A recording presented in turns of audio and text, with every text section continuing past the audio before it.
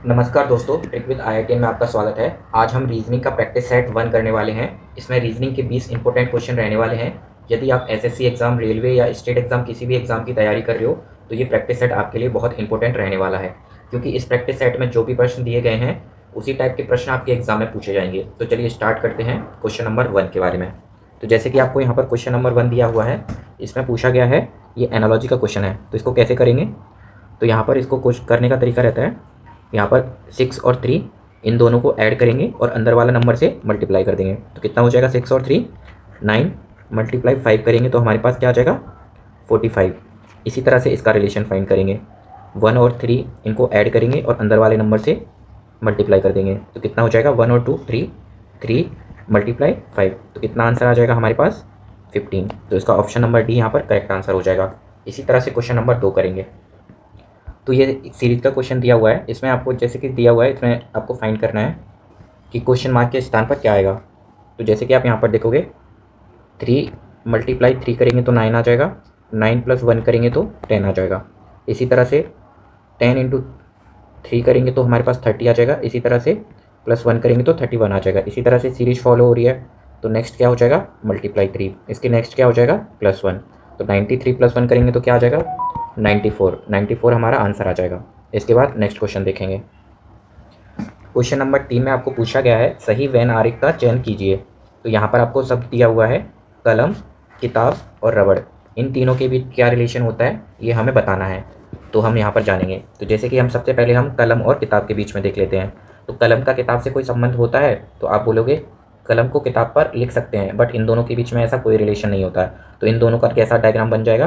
तो इन दोनों का यहाँ पर अलग अलग डायग्राम बन जाएगा। इसी तरह से रबड़ का किताब से और कलम से कोई संबंध होता है तो इसका भी इन दोनों से कोई संबंध नहीं होता है, तो इसका भी डायग्राम अलग बन जाएगा। इस तरह से आप कौन से ऑप्शन में देखोगे? तो यहाँ पर ऑप्शन नंबर सी में आप देखोगे कि तीनों का डायग्राम अलग अलग बनेगा। तो इस प्रकार यहाँ से ऑप्शन नंबर सी इसका करेक्ट आंसर हो जाएगा। इसके बाद नेक्स्ट क्वेश्चन नंबर 4 करेंगे। इस क्वेश्चन में आपको पूछा गया है कि यदि ईयर का रिलेशन 2037 के साथ है, वहीं पीजीयू का रिलेशन, पीजीयू को लिखा जाता है, पीवीयू को 23 41 8 लिखा जाता है, तो हमें डीआईजी को कैसे लिख सकते हैं ये हमें पूछा गया है।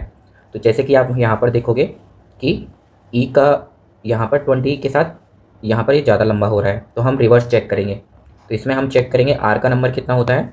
आर हमारा आता है 18 नंबर पर, आर 18 पर आता है, तो इसमें प्लस 2 ऐड कर देंगे। तो यहाँ पर इसको 20 लिख दिया गया है। इसी तरह से ये 1 नंबर पर आता है, तो 1 में 2 ऐड करेंगे तो 3 आ जाएगा। इसी तरह से ई कितने नंबर पर आता है? 5 नंबर पर आता है, इसमें भी 2 ऐड करके लिख दिया है, तो इसको कैसे लिखा है? 7 लिख दिया गया है।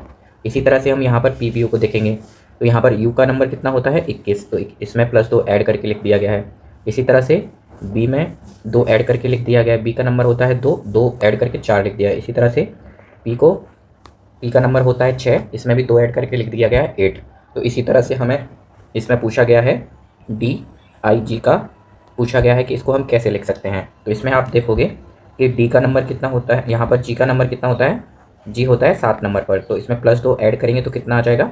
9 आ जाएगा। इसी तरह से आई का नंबर होता है हमारे पास 9 होता है आई का नंबर, इसमें प्लस 2 ऐड करेंगे तो क्या आ जाएगा हमारे पास?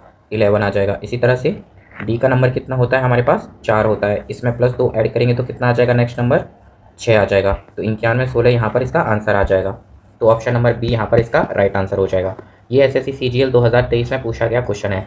तो इसी तरह से क्वेश्चंस आगे भी करवाने वाला हूँ मैं। आपको अगर वीडियो अच्छा लग रहा है तो वीडियो को लाइक कर ले और चैनल को सब्सक्राइब कर ले। इसी तरह की वीडियो इस चैनल पर आती रहती हैं जो आपके लिए बहुत ज़्यादा हेल्पफुल रहने वाली हैं। तो चलिए नेक्स्ट क्वेश्चन करते हैं। क्वेश्चन नंबर 5 में आपको पूछा गया है कि प्रश्नवाचक के स्थान पर क्या आएगा।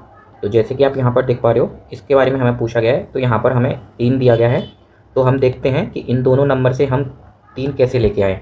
तो जैसे कि आप यहाँ पर देखोगे 14 और 13 को हम अगर ऐड करते हैं तो हमारे पास आएगा 27, और अगर हम 27 में 9 से भाग लगाएंगे तो हमारे पास 3 आ जाएगा। इसी तरह से इधर रिलेशन फाइंड करेंगे, तो यहाँ पर 27 और 54 को ऐड करेंगे तो हमारे पास कितना आ जाएगा? तो यहाँ पर 27 और 54 को ऐड करने पर हमारे पास आ जाएगा 81। तो इसको भी हम 9 से डिवाइड करेंगे तो कितना आ जाएगा हमारे पास? 9 आ जाएगा। अगर ऑप्शन में आपको 9 दिया हुआ है तो इसका सही उत्तर हो जाएगा। अगर इसका उत्तर 9 नहीं है तो हम दूसरे तरीके से चेक करेंगे कि इसका क्या आंसर होगा। तो फिलहाल इसका आंसर क्या हो जाएगा, ऑप्शन नंबर डी 9 इसका राइट आंसर हो जाएगा। तो इस तरह से ऐसे क्वेश्चन को सॉल्व किया जाता है। इसके बाद नेक्स्ट क्वेश्चन देखेंगे।